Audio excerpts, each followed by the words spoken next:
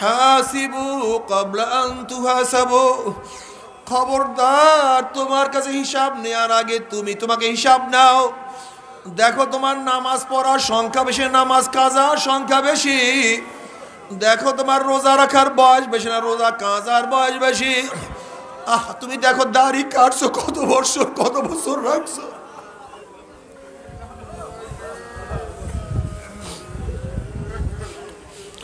এই চোখ দিয়ে কি নেকের কাজ বেশি করছো না গুনার কাজ বেশি করছো? এই কান দিয়ে কি নেকের আওয়াজ বেশি ঢুকাইছো না গুনার আওয়াজ বেশি ঢুকাইছো? এই জবান দিয়া কি নেকের কাজ বেশি করছো না গুনার কাজ বেশি করছো? এই হাত দিয়া কি নেকের কাজ বেশি করছো না গুনার কাজ বেশি করছো? কত সুদ গ্রহণ করছো? এই হাত দিয়া কত ঘুষ গ্রহণ করছো? এই হাত দিয়া কত মদ স্পর্শ করছো?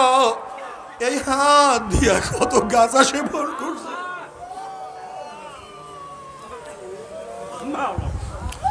এই হাত দিয়ে অবৈধভাবে কত মহিলার গায়ে হাত লাগাইছো?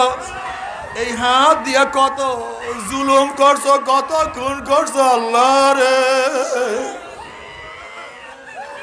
হাসিবু ক্বাবলা আন তুহাসাবু। এই পাও দিয়া কত নেকের দিকে হাঁটছো, কত গুনার দিকে হাঁটছো? গুনাহ যা করছো তওবা করতে পারছো কি পারো নাই?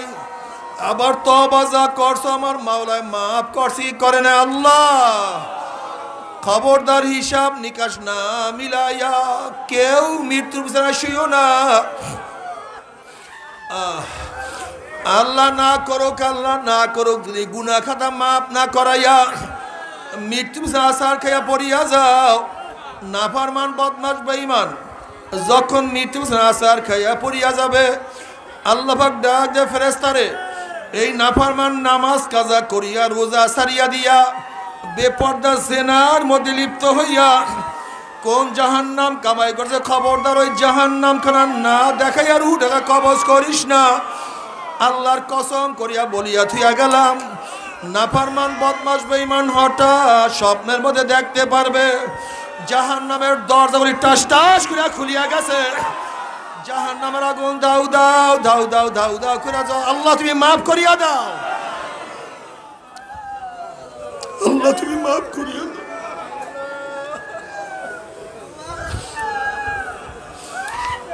বাবারে, বিপদ দেখলে মানুষের হুঁশ থাকে না।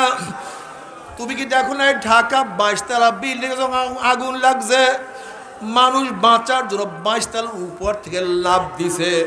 হুঁশ নাই যে 22 তলার উপর থেকে লাফ দিয়া বাঁচা যায় না, বরং আগে মরা যায়। লঞ্চ ডোবা শুরু করলে কে কার আগে বের হবে পারাপারি করতে গিয়ে মানুষ বেশি মারা যায়। আল্লাহ, বিপদ দেখলে মানুষের হুঁশ থাকে না। আরে আল্লাহ তুমি মাফ করিয়ে দে। নাফরমান বদমাশ বেঈমান দেখবে, আল্লাহ তুমি মাফ করিয়া দাও। আল্লাহ, আজরাইলের মাথা আসমানে পাওথার জমিনে এক হাত, মাসিক আর এক হাত মাগরিবে। নীল রঙের দিঘির মতো বড় বড় দুইটা চক্ষু, গোটা দুনিয়া বরাবর বিশাল একটা শরীর, আবার সমস্ত শরীরের মধ্যে লম্বা লম্বা কালো কালো পশম, আবার সমস্ত পশমের গোড়া দিয়া শুধু আগুনের সিল্কি বাইর হইতে আছে। এই অবস্থা দেখিয়া নাফরমান রূহ আর বাইর হইতে চাইবে না। করুণ দৃষ্টিতে আজরাইল আলাইহিস সালাতু ওয়াস সালামের দিকে তাকায়া বলবে, ভাই আজরাইল, আমার বয়স তো মাত্র 16, আমার বয়স তো মাত্র 18, আমি তো মাত্র মেট্রিক পরীক্ষা দিলাম, এই তো পরীক্ষা দিলাম। আমি মনে মনে কত স্বপ্ন লালন করতাম, আমি বিসিএস ক্যাডার হব, আমি ডিসিএসপি সচিব, প্রধান বিচারপতি, প্রধান সেনাপতি, ঢাকায় বাড়ি থাকবে, গাড়ি থাকবে, বিদেশে সেকেন্ড হোম বানাবো। আমাকে মানুষ কত সম্মান কত ইজ্জত করবে। কিন্তু ছাত্র জীবনে তুমি আমার সামনে হাজির হয়ে যাবা, আমি কোনোদিন কল্পনা করতে পারি নাই। এ আমার 10-এর ছাত্র বাবারা, 9-এর ছেলেরাও কি দুনিয়ার থেকে বিদায় হয় নাই? এ আমার 9-এর ছাত্র বাবারা, 8-এর ছেলেরাও কি দুনিয়ার থেকে বিদায় হয় নাই? এ আমার 8-এর ছাত্র বাবারা, 7-এর ছেলেরাও কি দুনিয়ার থেকে বিদায় হয় নাই? এ বাবা, তুমি কি তোমার সন্তানের লাশ কাঁধের মধ্যে নাও নাই? এ দাদা, হে নানা, তুমি কি তোমার নাতির জানাজা উপস্থিত হও নাই? তুমি কি তোমার নাতির জানাজা উপস্থিত হও নাই? এ বড় ভাই, তুমি কি তোমার ছোট ভাইকে চিরতরে কবর দিয়ে আসো নাই? এ বন্ধু, তোমার বন্ধুকে কি বিদায় দাও নাই? বাবা রে, তুমি কেন খেয়াল করো না? আসার সিরিয়াল আছে, যাওয়ার কোনো সিরিয়াল নাই। আম পাকার সময় আছে, কাঁঠাল পাকার সময় আছে, রাত্র হওয়ার সময় আছে, দিন হওয়ার সময় আছে, পরীক্ষার রেজাল্ট বের হওয়ার সময় আছে, মৃত্যুর কোনো সময় না।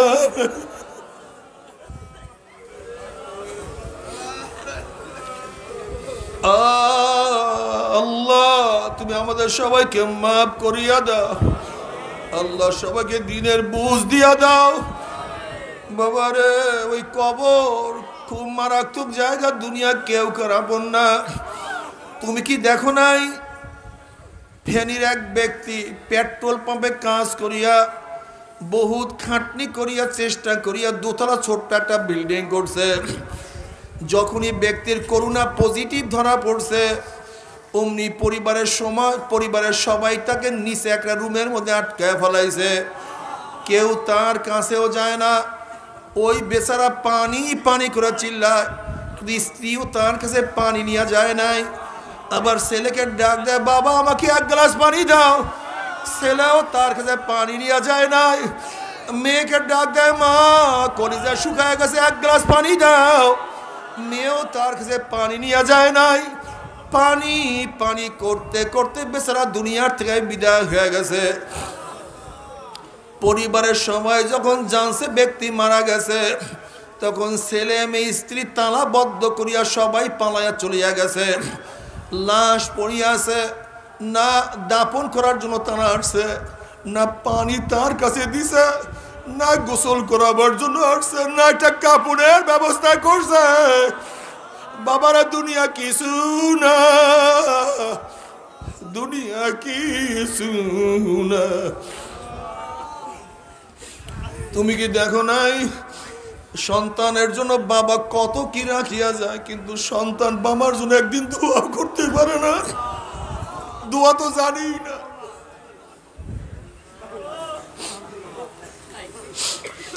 এক বড় ব্যারিস্টার তার বাবার জানাজা উপস্থিত হয়ে গেছে, কিন্তু এত কান্না শুরু করছে, কানতে কানতে অস্থির, কান্না থামে না।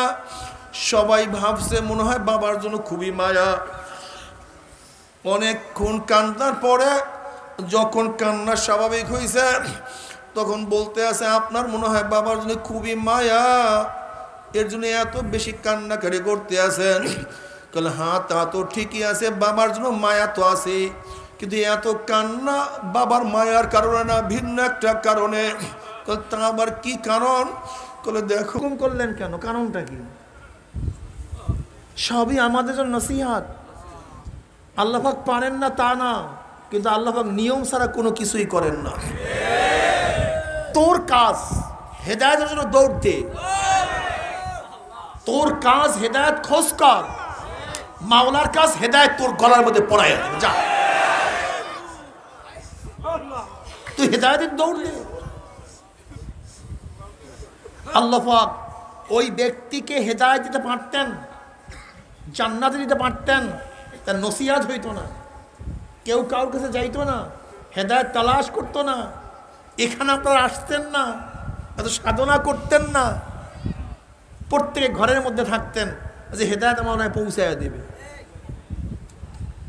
যেই সমস্ত আমার বন্ধুরা আপনারা বলেন যে কারোর কাছে যাওয়ার প্রয়োজন নাই, তাহলে বুখারীর মধ্যে রওয়ায়াত কেন আসছে আলেমের বাড়ির দিকে সে যাইতেছিল? আলেমের কাছে তওবা করার জন্য রওনা করছে কেন? আল্লাহ পাক কি ডাইরেক্ট তাকে তওবা শিক্ষা দিতে পারতেন না? সমস্ত নবীদের উপরে যেরকম আল্লাহ পাক ওহী নাযিল করেন তার উপরে পারতেন না? করলেন না কেন? তাহলে তো আপনারা সবাই মাদ্রাসায় আসতেন না, ওলামায়ে কেরামের কাছে যাইতেন না, ওয়াজ নসিহত শুনতেন না। আপনারা বলতেন আল্লাহ বনী ইসরাঈলের ব্যক্তির মতো আমার মধ্যে তুমি হেদায়েত ঢুকায় দাও। বাস, সাধনার দরকারটা কি? কিন্তু আল্লাহ পাকের নিজাম কি? আল্লাহ জিনা জাহাদু ফিনা লানাহদিয়ান্নাহুম সুবুলানা। তোদের কাজ সাধনা করা, চেষ্টা করা, আর হেদায়েতের মালা পরাবার কাজ হলো আমার। তোদের কাজ হেদায়েতের পথে চলা, আর হেদায়েত দেওয়ার কাজ হলো আমার। আমাদের কাজ চেষ্টা সাধনা করা। কি কথা ঠিক না? তা যেহেতু ওই ব্যক্তি আলেমের কাছে যেতে পারে নাই, তওবা করতে পারে নাই, রওনা করছে খালেস নিয়াতে, এই কারণে যে আল্লাহ পাক তাকে হেদায়েতের মালা পরাতে পারেন। তাহলে আমরা তো অলরেডি চলে আসছি। আমরা যদি খালেস তওবা করতে পারি, তওবা করার মতো তওবা করতে পারি, ইল্লা মান তাবা ওয়া আমানা ওয়া আমিলা আমালান সালিহান ফাউলাইকা ইউবাদদিলুল্লাহু সাইয়্যাতিহিম হাসানাত ওয়া কানা আল্লাহু গফুরার রহিমা। যদি তওবা করার মতো তওবা করতে পারি, খালেস তওবা করতে পারি, আল্লাহ পাক শুধু গুনাহ মাফ করবেন না, আল্লাহ পাক সমস্ত গুনাহকে নেকের দ্বারা পরিবর্তন করবেন।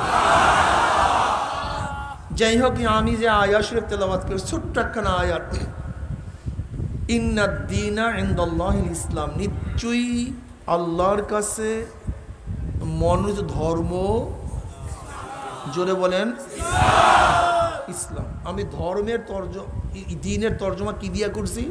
ধর্ম দিয়া। আল্লাহর কাছে একমাত্র মনোনীত ধর্ম কি ভাই? হ্যাঁ, ইসলাম।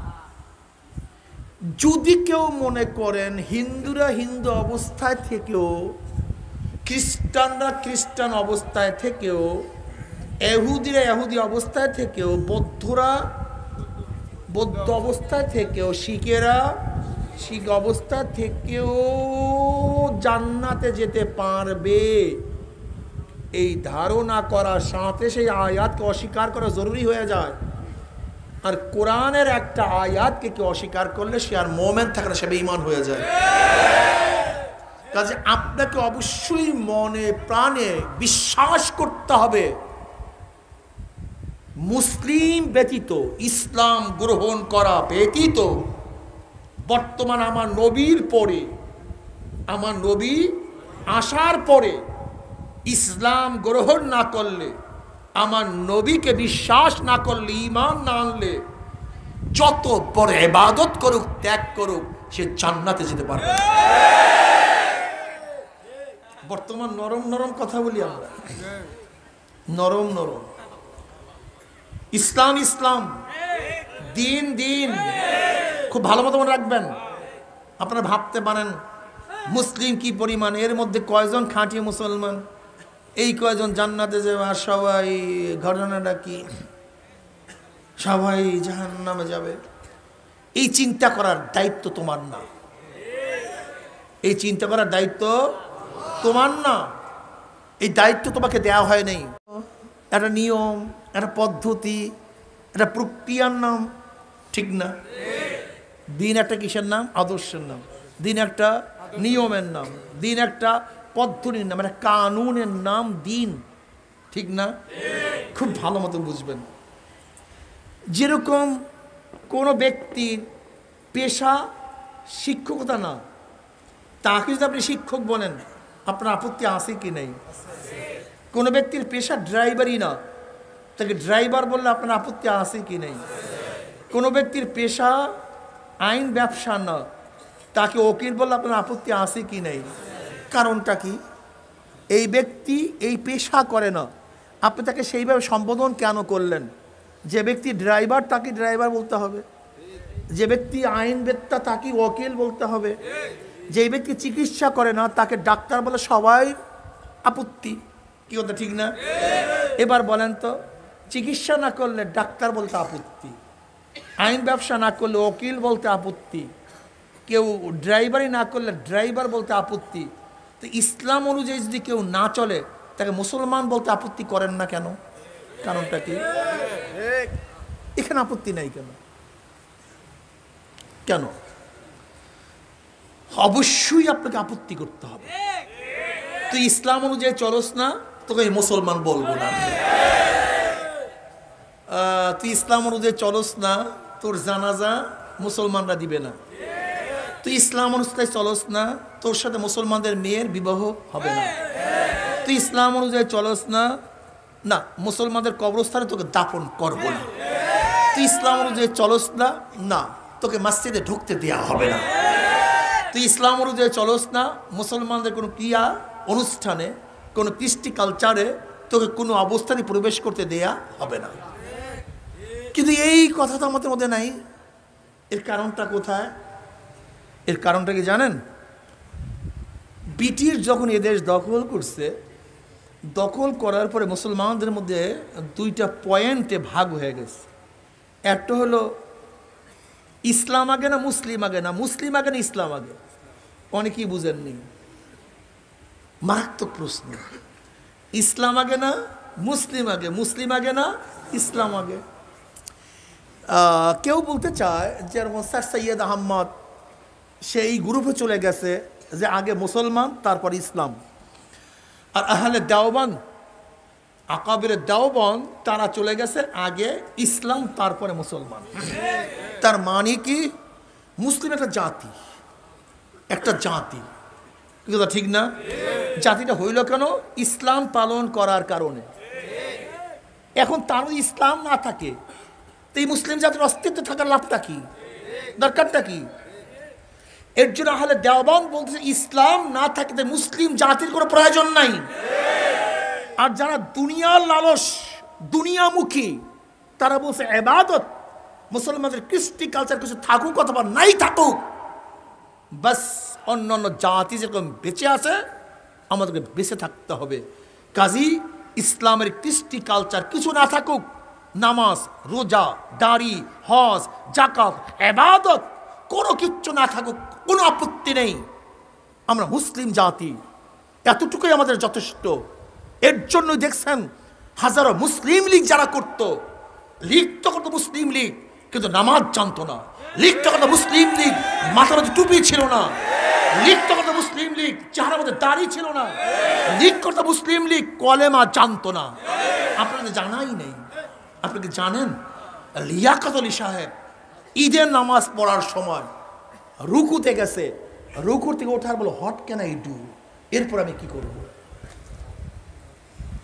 মুসলিম লীগের দায়িত্বশীল লিয়াকত প্রাইম মিনিস্টার।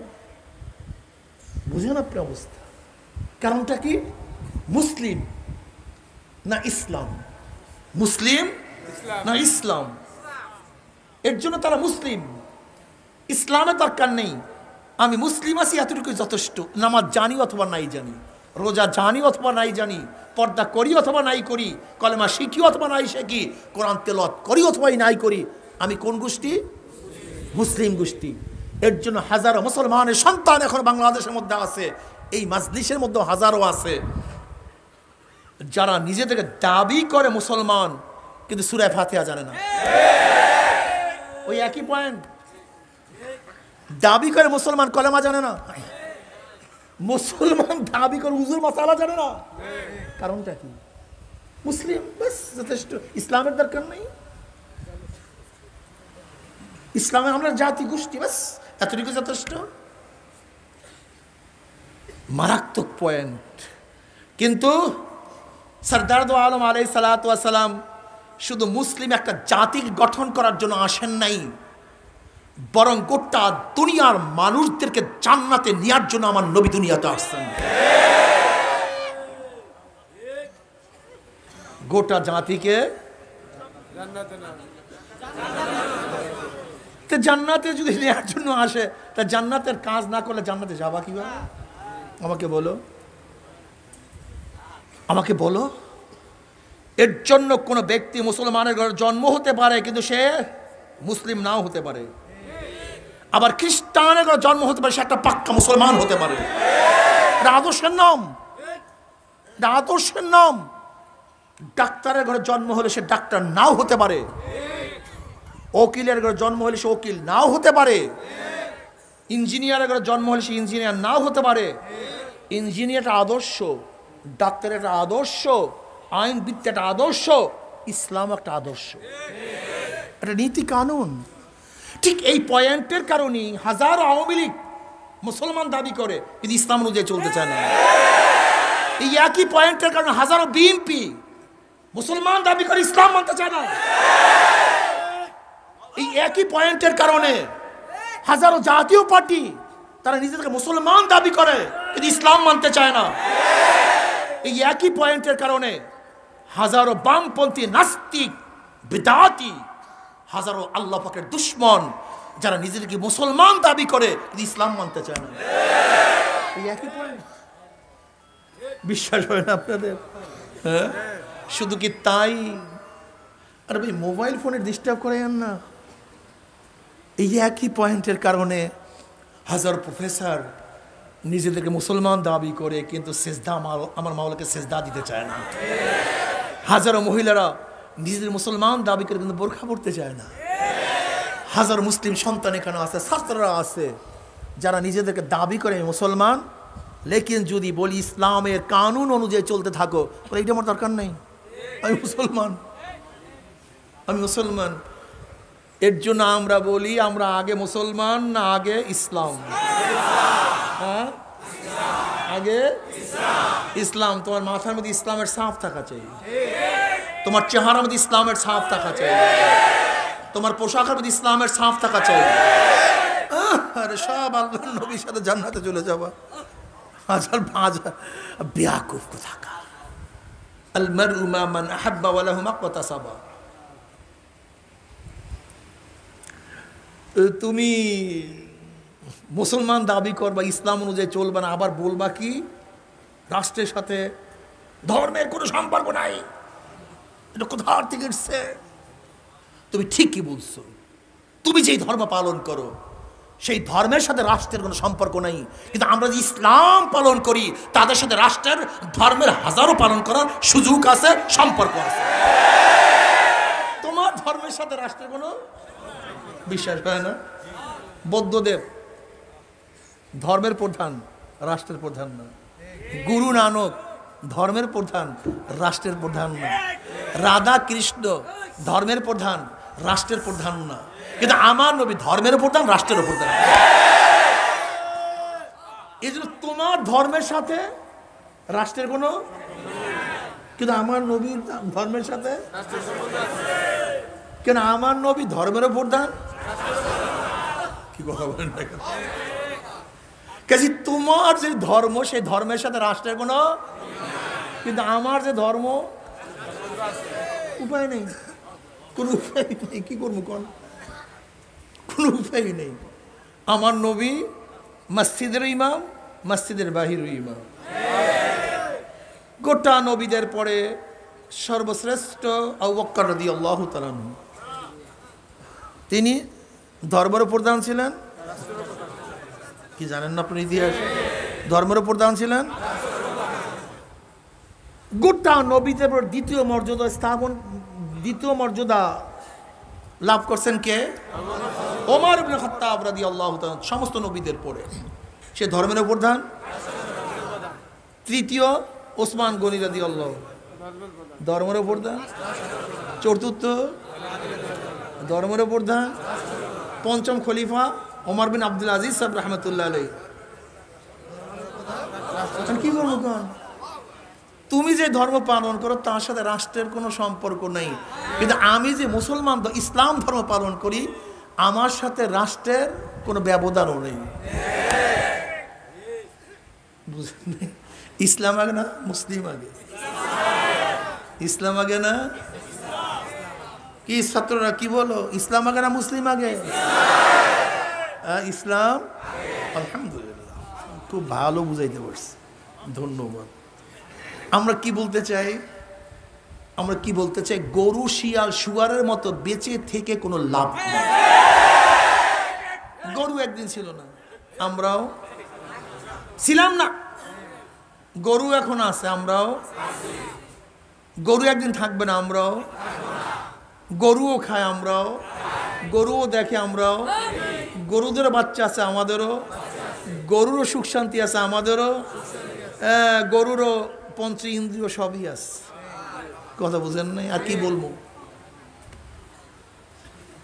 লেকিন গরুর মধ্যে এই চিন্তা নাই কে আমাকে বানাইলো, কেন বানাইলো, কি করা উচিত ছিল, কি করতেছি, আমার মুগতের পরে কি উপায় হবে, আমার কবরে কি উপায় হবে, আমি পুলসিরাত পানি দিতে পারবো কি পারবো না। এই চিন্তা ভাবনা যার মধ্যে নাই সে একটা গরু হতে পারে, মুসলমান হতে পারে না, মানুষ হতে পারে। খাওয়া বাসা খাওয়া, জন্মের খাওয়া খাও, পায়খানা প্রসাব করো আর মরো, এর নাম মুসলমান না, এর নাম মুসলমানই না। তোমরা ভাবছো বিশাল বিল্ডিং করলি, বিশাল কিছু, অথচ ঈসা আলাইহিস সালাতু অবস্থা কি, বিচারের অবস্থাটা কি। নবী ঈসা আলাইহিস সালাতু ওয়াসসালাম প্রচুর বন্যা চলতেছে, হঠাৎ ঢুকছে এক তাঁবুর মধ্যে, গিয়া দেখে এক মহিলা, থাকা যাবে না, বের হয়ে গেছে। দূরে ঢুকছে একটা পাহাড়ের গর্তের মধ্যে, গিয়া দেখে সেখানে একটা সিংহ। এবার নবী ঈসা বলতেস, মাওলা হে, তুমি সবার জন্যই কোনো আশ্রয়স্থল রাখছো, কিন্তু তোমার বন্দা ঈসার জন্য কোনো আশ্রয়স্থলও রাখো না, কোনো আশ্রয়স্থল তুমি রাখো নাই। নবুয়তের কোনো কমতি নেই, কিন্তু আল্লাহ পাক কি বললেন জানেন নাকি? যখন বাঘের সিংহের পিঠে হাত দিয়া নবী ঈসা বলতেছে সবার জন্য আশ্রয়স্থল আছে, তোমার বন্দা ঈসার জন্য কোনো আশ্রয়স্থল নাই। তাঁবুর মধ্যে মহিলা আশ্রয়, গুহার মধ্যে সিংহ আশ্রয়, কিন্তু তোমার বন্দা ঈসার আশ্রয়স্থল কই? তো নাই, ঘর বাড়ি কিচ্ছুই নাই। আল্লাহ বললেন, শোন, টেনশন করিস না, আমি জান্নাতের মধ্যে আমার হাতে বানানো 100 হুরদের সাথে তোর বিবাহ দেব, একজন দুজন না। এবং অলিমার ব্যবস্থা আমি নিজে মাওলায় করব। অলিমার টাইম কত? 4000 বছর। কত হাজার বছর? ওই 4000 বছরের প্রতিটা দিনের লম্বা কত হবে? আরে না, দুনিয়ার সমান বয়স। এই দুনিয়ার যত বয়স, ওই 4000 বছরের প্রতিটা দিনের এই পরিমাণের বয়স হবে। অলিমা চলতে থাকবে। এরা দাওয়াত পাবে কারা? এই অলিমা দাওয়াত পাবে কারা? মজা এখানে। কি অলিমা খাইতে চান সবাই? আল্লাহর মধ্যে এইবার রাজি হয়ে যাও। খাইতে তো চাও, কিন্তু এরপরে যা বলবে সেটা শুনতে পারবে না তোমরা কেউ। আল্লাহ পাক আহ্বানকারীকে বলবে, ফেরেশতাকে বলবে, ফেরেশতারা, আজকে আমি যে অলিমার মেজবান, আমি যে অলিমা খাওয়াবো, ঈসার অলিমা খাওয়াবো, সেই অলিমায় তাদেরকে দাওয়াত দাও যারা জাহিদুদ দুনিয়া, তারিকুদ দুনিয়া, যারা দুনিয়ার মধ্যে দুনিয়াকে তরক করছে, মুজাহেদা করছে, দুনিয়াকে বাদ দিয়া আমার মাওলাকে ধরার মতো ধরছে। আজকে তারাই ঈসার অলিমায় হাজির হয়ে যাবে। মজাটা কি? পারতেন না ঈসা আলাইহিস সালাতু দোয়া করিয়া সব কিছু করার জন্য? হযরত ঈসা আলাইহিস সালাতু একদিন এক জায়গা থেকে রওনা করছেন, যুবক চিনিয়া ফেলাইছে এটা ঈসা নবী। অমনি যুবক বলতেছে, আল্লাহ নবী ঈসা, একটু আল্লাহর কাছে দোয়া করেন না, আল্লাহ পাক আমাকে 1 অণু পরিমাণ মোহাব্বত দান করেন। কয় অণু পরিমাণ? ঈসা আলাইহিস সালাম বলতেছে, না, 1 অণু পরিমাণ মোহাব্বত তুমি সহ্য করতে পারো না। 1 অণু পরিমাণ মোহাব্বত তুমি সহ্য করতে বলতে অর্ধেক দেন, অর্ধেকের দোয়া করেন। আল্লাহ নবী ঈসা অর্ধ অণু পরিমাণ মোহাব্বতের দোয়া করিয়া চলিয়া গেলেন। অনেক দিন পর সেই পথ থেকে রওনা করার সময় নবী ঈসা আলাইহিস সালাম ইচ্ছা হইল যে যুবকের জন্য দোয়া করলাম, সেই যুবকের অবস্থাটা কিন্তু দেখি। গ্রামের লোক জিজ্ঞাসা করছে, ভাই অমুক যুবকটা কোথায়, অমুক যুবকটা কোথায়? বলতেছে সে তো নাই। কোথায়? কোনো খুঁজিয়া পাই না। খুঁজিয়া দেখেন ঈসা আলাইহিস সালাম অনেক খোঁজাখুঁজি করার পরে পাইতেছেন। এবার আল্লাহর কাছে বলছে, মাওলা আমি সেই যুবকটার সাথে মোলাকাত করতে চাই, দেখা করতে চাই। করে যা, ওই পাহাড়ের মধ্যে আছে। নবী ঈসা আলাইহিস সালাম গেলেন, গিয়া দেখেন যুবক এক পাথরের উপর দাঁড়ানো অবস্থা আসমানের তাকায় আছে। তাকান। নবী ঈসা আলাইহিস সালাম সালাম দিলেন, আসসালামু আলাইকুম। সালামের জবাব নেই। আবার সালাম দিলেন, আসসালামু আলাইকুম, আমি ঈসা, জমানার নবী ঈসা আসছি। কোনো খবর নেই।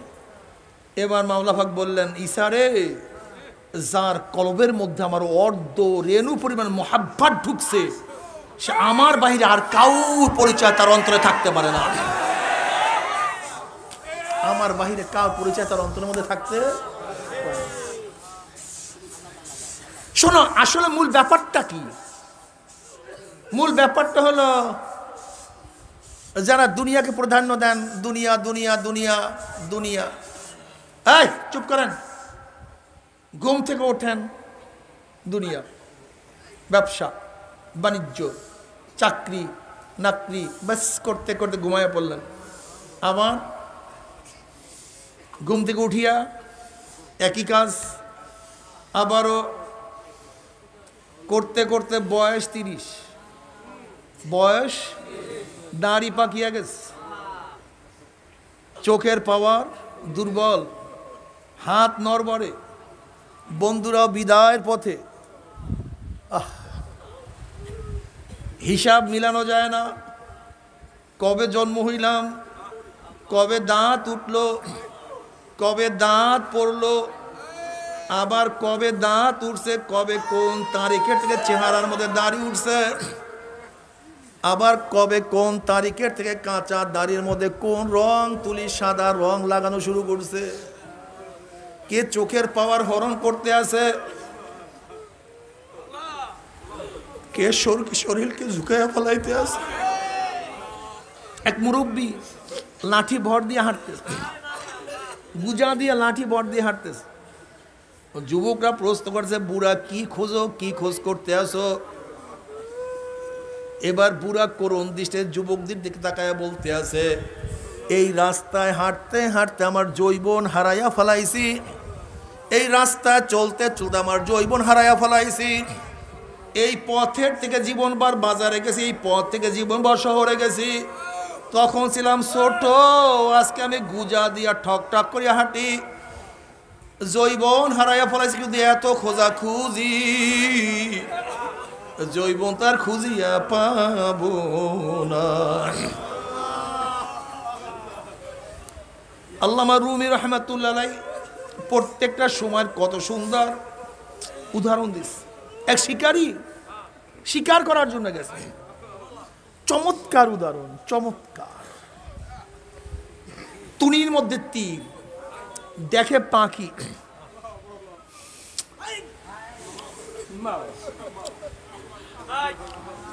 তুনির থেকে তীর নেয়, ধাম ধাম পাখির গায়ে মারে, কিন্তু পাখি তো পড়ে না, বার বার বার বার মারতে মারতে তীর শেষ।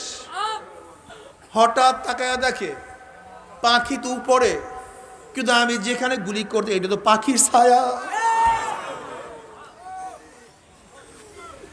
অরিজিনাল পাখি না।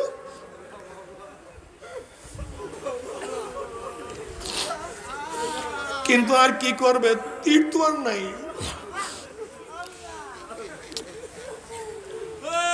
আল্লামা রুমি রহমাতুল্লাহ আলাইহি বলতে আছেন, প্রত্যেকটা হায়াত একটা তীরের মতো, এ দিয়া জান্নাত শিকার করা যায়, আবার মাওলাকে পাওয়া যায়।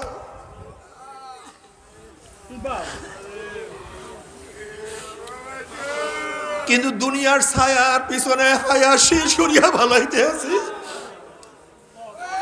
দুনিয়ার ছায়ার পিছনে হায়া শেষ করতে করতে করতে করতে যখন মৃত্যুর পিছনে হঠাৎ শুইয়া পড়ব, আজরাইল হাজির হইয়া যাবে।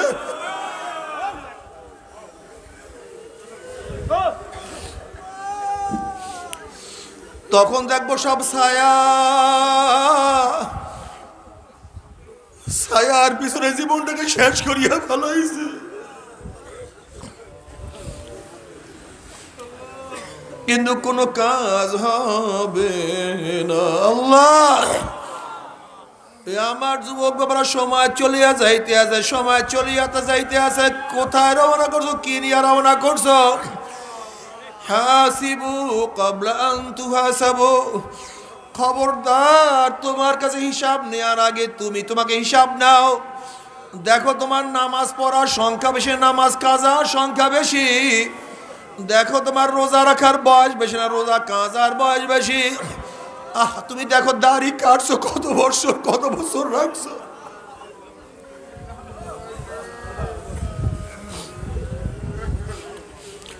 এই চোখ দিয়া কি নেকের কাজ বেশি করছো না গুনার কাজ বেশি করছো? এই কান দিয়া কি নেকের আওয়াজ বেশি ঢুকাইছো না গুনার আওয়াজ বেশি ঢুকাইছো? এই জবান দিয়া কি নেকের কাজ বেশি করছো না গুনার কাজ বেশি করছো?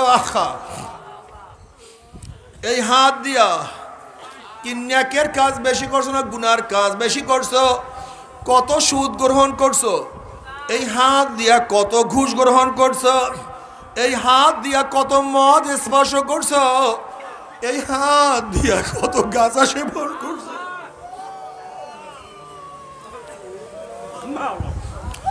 এই হাত দিয়ে অবৈধভাবে কত মহিলার গায়ে হাত লাগাইছো?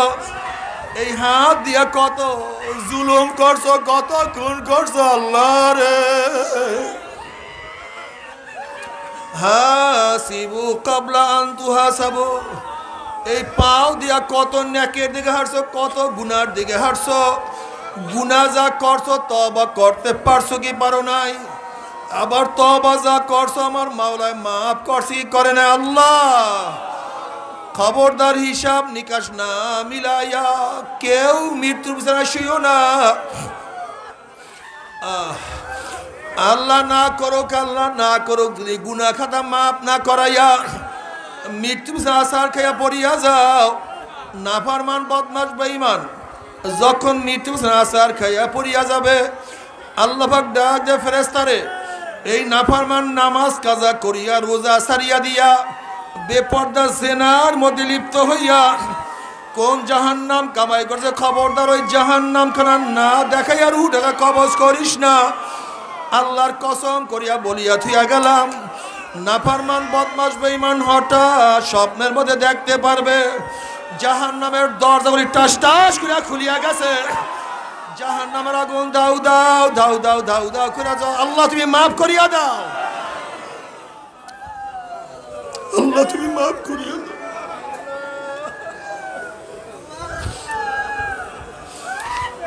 বাবারে, বিপদ দেখলে মানুষের হুঁশ থাকে না। তুমি কি দেখো না ঢাকা 22 তলা বিল্ডিং আগুন লাগছে, মানুষ বাঁচার জন্য 22 তলার উপর থেকে লাফ দিছে।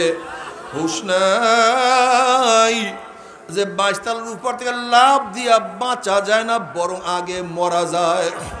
লঞ্চ ডোবা শুরু করলে কে কার আগে বের হবে, পারাপারি করতে গিয়ে মানুষ বেশি মারা যায়। আল্লাহ,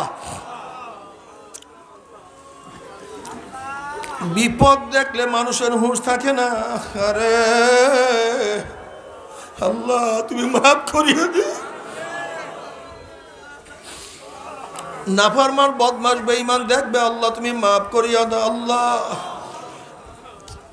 আজরাইলের মাথা আসমানে পাওথার জমিনে এক হাত, মাসিগার এক হাত, মাগরিবে নীল রঙের দিঘির মতো বড় বড় দুইটা চক্ষু, গোটা দুনিয়া বরাবর বিশাল একটা শরীর, আবার সমস্ত শরীরের মধ্যে লম্বা লম্বা কালো কালো পশম, আবার সমস্ত পশমের গোড়া দিয়া শুধু আগুনের সিল্কি বাইর হইতে আছে। এই অবস্থা দেখিয়া নাফরমান রূহ আর বাইর হইতে চাইবে না। করুণ দৃষ্টিতে আজরাইল আলাইহিস সালামের দিকে তাকায়া বলবে, ভাই আজরাইল, আমার বয়স তো মাত্র 16, আমার বয়স তো মাত্র 18, আমি তো মাত্র মেট্রিক পরীক্ষা দিলাম, এই তো পরীক্ষা দিলাম।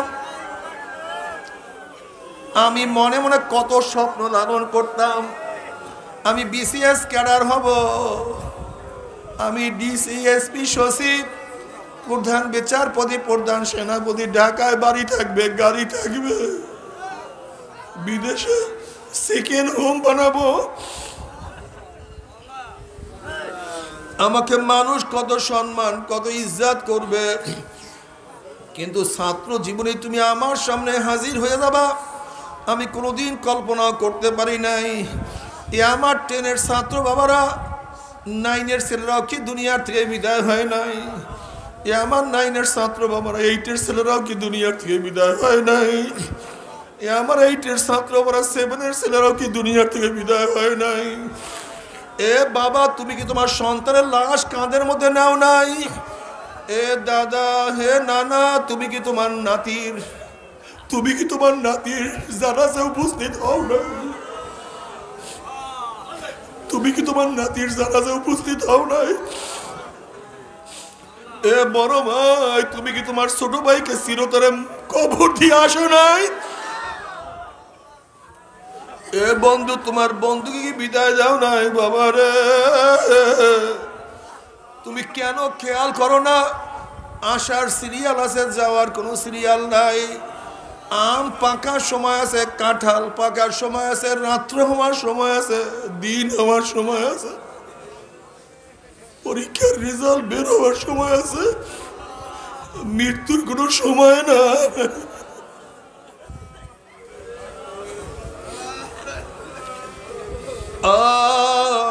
আল্লাহ, তুমি আমাদের সবাইকে মাফ করিয়া দাও। আল্লাহ, সবাইকে দিনের বুঝ দিয়া দাও। বাবারে, ওই কবর খুব মারাত্মক জায়গা, দুনিয়া কেউ করাবন না। তুমি কি দেখো নাই, ফেনীর এক ব্যক্তি পেট্রোল পাম্পে কাজ করিয়া, বহুত খাটনি করিয়া, চেষ্টা করিয়া দোতলা ছোট্ট একটা বিল্ডিং করছে।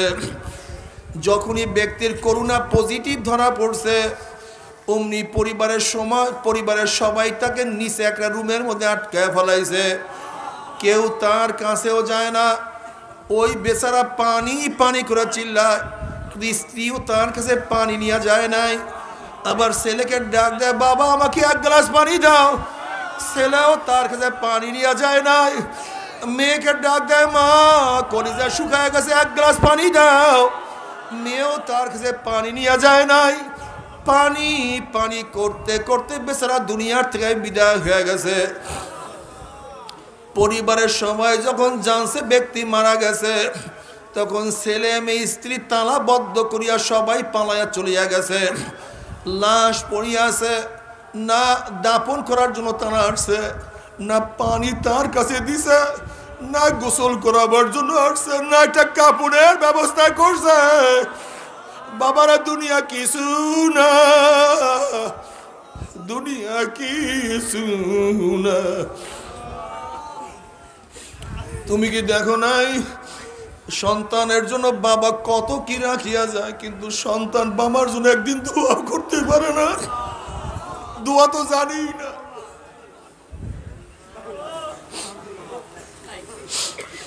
এক বড় ব্যারিস্টার, তার বাবার জানাজা উপস্থিত হয়ে গেছে, কিন্তু এত কান্না শুরু করছে, কানতে কানতে অস্থির, কান্না থামে না। সবাই ভাবছে মনে হয় বাবার জন্য খুবই মায়া। অনেকক্ষণ কান্নার পরে যখন কান্না স্বাভাবিক হয়েছে, তখন বলতে আছে, আপনার মনে হয় বাবার জন্য খুবই মায়া, এর জন্য এত বেশি কান্নাকারি করতে আছেন। বলে, হ্যাঁ তা তো ঠিকই আছে, বাবার জন্য মায়া তো আছে, কিন্তু এত কান্না বাবার মায়ার কারণে না, ভিন্ন একটা কারণে। তা আবার কি কারণ?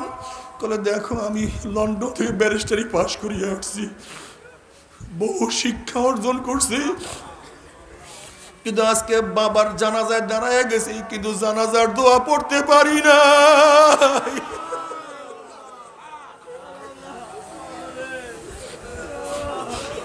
বহুত কিছু শিখছি, কিন্তু জানাজার দোয়া শিখলাম না।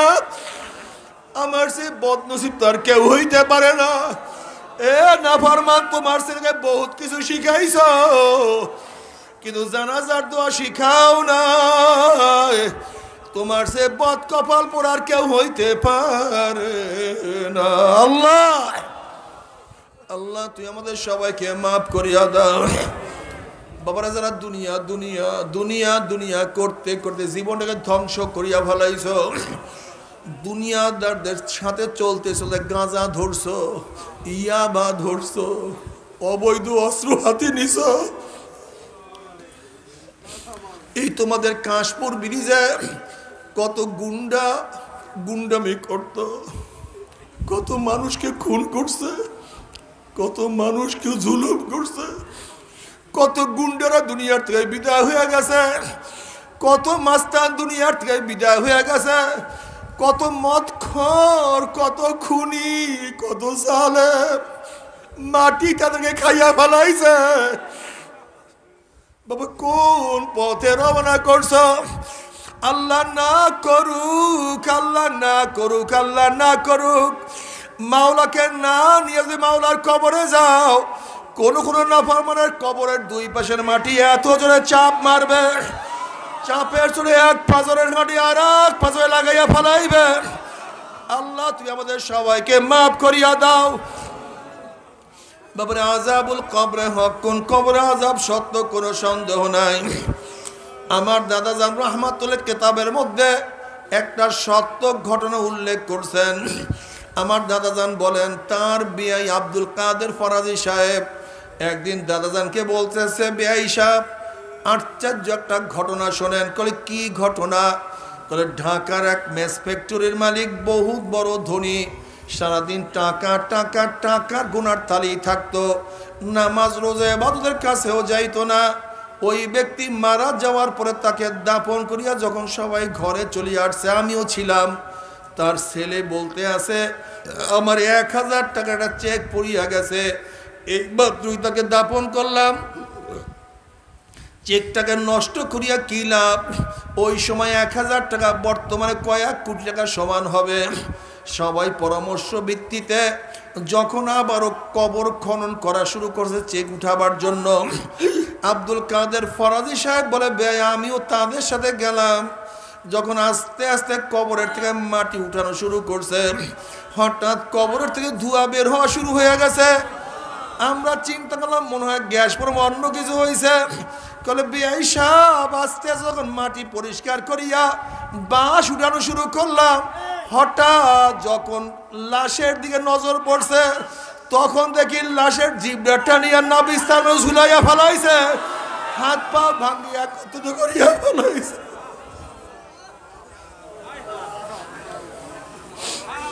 এই অবস্থা যারা দেখছে সবাই চিল্লান দিয়া বেহুশ হইয়া পড়িয়া গেছে। 6-7 দিন পর্যন্ত খানা খাইতে পারি নাই। বাবার এরপর কি বুঝে আসবে না? এরপর কি ইবাদত বাবা ধরবা না? আল্লাহ ও আমার বাবারা, তোমার সে কত ছোট মানুষ, ও বড় ভাই, তোমার ছোট ভাই তোমার মাওলার পাগল হয়েছে, তুমি কেন পারবা না? ও বাবা, তোমার সন্তান আমার মাওলার পাগল, তুমি বাবা হইয়া কেন পারবো না?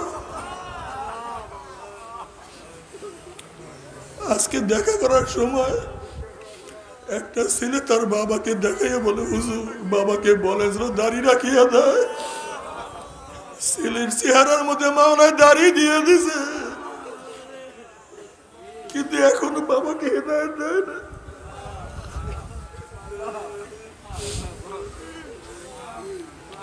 বাবারে দুনিয়া কিছু না, দুনিয়া কিছু না। বড় লোক হও কিন্তু মাওলাকে নিয়ে বড় লোক হও, মাওলাকে ছাড়িয়া বড় লোক হইও না। শিক্ষিত হওয়া আপত্তি নাই, কিন্তু মাওলাকে নিয়ে শিক্ষিত হও, মাওলাকে বাদ দিয়া শিক্ষিত হইও না। বিল্ডিং বানাও আপত্তি নাই, বিল্ডিং থেকে মাওলাকে নামাইয়া দিও না, মাওলাকে নিয়ে বিল্ডিং বানাও। দল করা আপত্তি নাই, ইসলামকে বাদ দিয়া দল করিও না, আমার মাওলার দলে নিয়া তারপরে দল করিও। ব্যবসা করা আপত্তি নাই, কিন্তু খবরদার ইসলামকে বাদ দিয়া ব্যবসা করিও না। পোশাক পরা আপত্তি নাই, ভালো খাওয়া আপত্তি নাই, চলাফেরা করা আপত্তি নাই, কিন্তু ইসলামকে বাদ দিয়া না, ইসলামকে নিয়া তারপর তোমাকে সামনে চলতে হবে। যদি ইসলামকে নিয়ে মাওলার কবরে যাইতে পারো, কবরটা জান্নাতের বাগিচা হইয়া যাবে। কিয়ামতের ময়দানে আমার মাওলার আরশের নিচে জায়গা করিয়া দিবে। আল্লাহ কবুল করিয়া নাও। নবী আলাইহিস সালাতু ওয়াস সালাম নিজের হাত মোবারকে হাউজে কাউসারের পানি পান করাইয়া দিবে। আমার নবী পুসরাতের কিনারা দাঁড়ানো থাকবে, তার উম্মতরা পুসরাত পাড়ি দিয়া মাওলার জান্নাতে চলিয়া যাবে। আল্লাহ তুমি কবুল করিয়া নাও।